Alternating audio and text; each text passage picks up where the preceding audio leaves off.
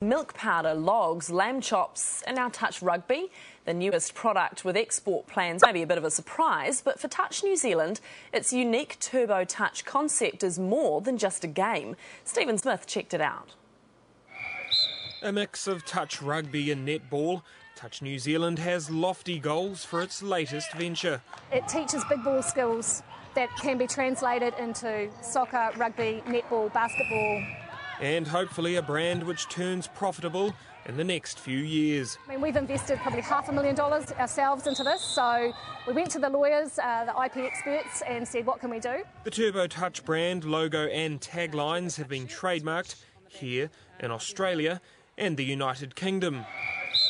But despite interest from even further afield, Touch New Zealand isn't rushing plans to take this game global. We're waiting until we've got the right resources, all the franchise manuals, all the licensing documents, and we know that we can go into the market and do a really fantastic job. The job at the moment is tapping into investors. It's in talks with 3 interested and high-profile parties as it makes a play for a $1 million injection. We're looking for people that want to be on the journey with us. It's not about Touch New Zealand owning everything. It's about partnering and sharing along the way. The Turbo Touch concept is being professionally valued at the moment. Once that valuation's done, Touch New Zealand hopes those ideal investors will come flooding in. The end goal to follow in the footsteps of another Kiwi success story.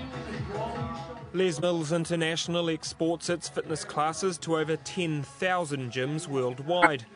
Owner and CEO Philip Mills says finding the right people was one of the biggest challenges when the Les Mills brand went global in the 1980s. It's quite difficult to hire people who have the level of passion and drive and entrepreneurship that you want. A piece of advice for Touch New Zealand: don't try to perfect the New Zealand market before looking abroad. And if we'd waited around forever to get it right in New Zealand, we might have never done it.